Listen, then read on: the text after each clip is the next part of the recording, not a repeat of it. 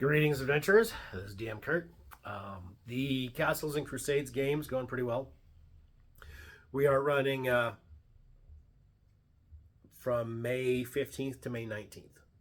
Okay, that's what the main body of characters did at the table last session.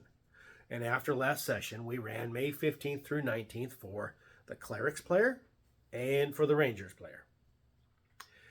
What I'm finding is the characters will create scenarios for the other characters. Okay.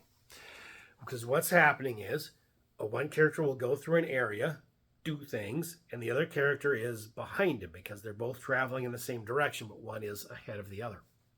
So, for example, the cleric has some henchmen and some captives. And the captives are dwarves, and they're operating this dwarven mining machine. In essence, the party stole a backhoe. Okay? Basically, that's what happened. So the orcs are going to take this backhoe, and they got to go about 90 miles with it. It is semi-self-propelled. There's a wood-fired boiler, that sort of thing.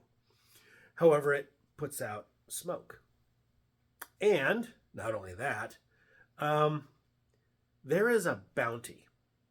There is a dude who told the PC's tribe and a couple of the other Orcish tribes that if you steal the main mechanism from any dwarven machine, I will pay you for it.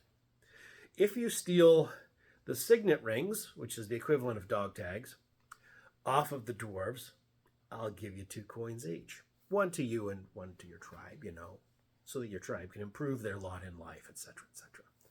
So he's put out this bounty. So now all the orc tribes are out on the warpath, essentially. And the dwarven equivalent of the East India Company, who's basically strip mining this place, is at war. They didn't want a war. They just wanted to, loot the minerals out of the top, out of the top 10 feet of soil across the grasslands of this country. Not their country, didn't matter to them.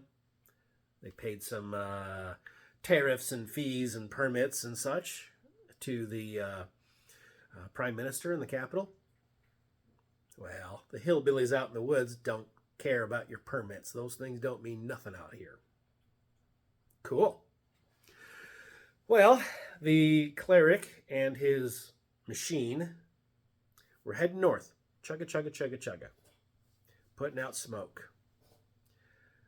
Warband of 30 orcs from a rival tribe is on the way. They got their banner up in the air, and he's like, oh no, there's only a couple of us, and there's a whole bunch of them. Leave it in second gear, and we're gonna hop out and skedaddle the other way. It comes grinding to a halt, whatever. Crashes into a stump or whatever. PCs are on the run. They're like, you know what? We're going to get killed or captured. Don't want to deal with it. Well, every encounter has the 3 main types of solutions. Fight, avoid / flee, or talk. He chose flee. Nothing wrong with that. It's always a viable option. Okay. Those 30 orcs loot the machine. It, is now broken. It's immobilized. And off they go. Now there's 30 dudes on horseback kind of hanging around this for maybe an hour.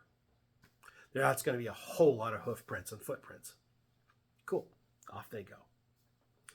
The cleric keeps moving. He realizes there's a lone rider behind him, tracking him. He circles back, finds out that's something undead. I really don't want to mess with it. He keeps booking it south. Eventually, using some tricks that he'd learned from the ranger, he manages to evade the tracker. Couple of rolls, etc. Well, the ranger is behind. Okay, because he spent several days in the mountains doing stuff. So as fast as he can move, he still hasn't caught up with the cleric. And he rolls up on this machine.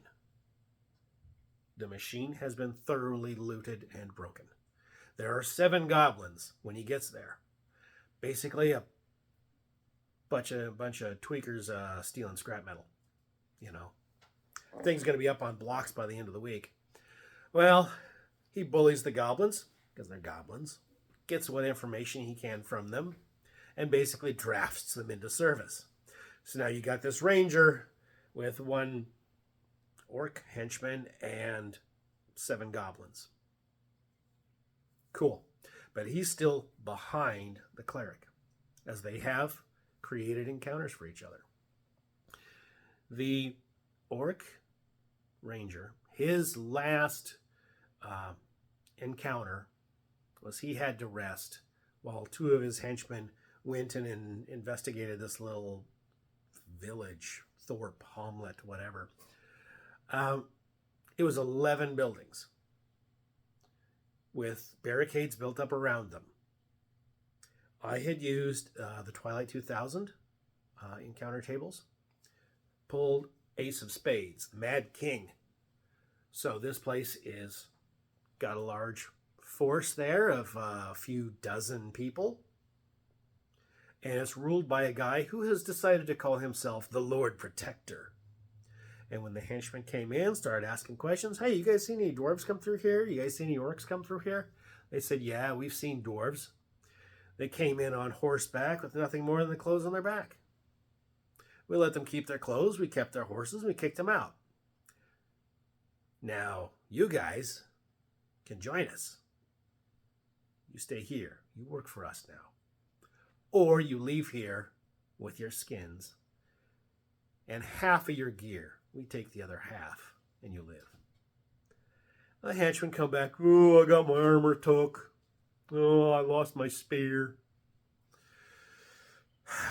The ranger's just like, whatever. I'm going to write down the Lord Protector on my little hit list. But off I go. Well, not so fast. You're at the night of May 19th. So now you and your play have caught up to May 19th. The cleric and his play caught up to May 19th. And tomorrow night, when we meet at the main table, the main group is going to play May 19th to however far. Then after that, by private message, I'm running the cleric's player and the ranger's player through. And whenever they can meet up with the main group, they can tell the party what information they've gathered on the way. For example, the last day, May 18th, the cleric came to a farmhouse. It had a roof fire. Well, him and his henchmen that he still had ran up on it, started trying to put out the roof fire. The peasants, farmers, were very grateful. And that family told him everything they knew of what was going on in that region. So now when that PC gets to the main party has that much more info at their hands. So that's how that's going. That's for tomorrow night's session. The week after that, Halloween. Halloween falls on a Tuesday night, our gaming night. Two of the players won't be there for sure, leaving us with 4. There is an additional player who's been out of town on some work-related stuff.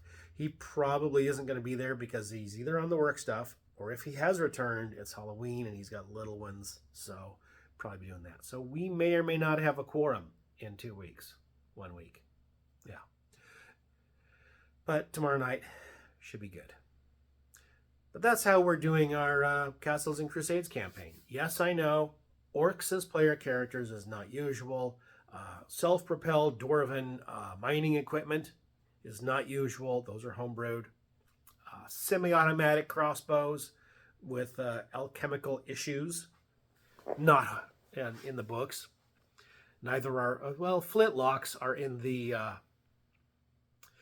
back of the Castle Keeper's Guide, but I modified them too. So I'm not playing rules as written, but I'm playing the body of the game according to rules as written.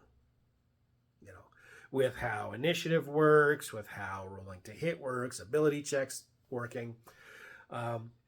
So far, liking the system. I think the only issue is how ability checks are calculated. I'm still kind of up in the air with that. But anyway, seem to be having fun. DM Kurt, out.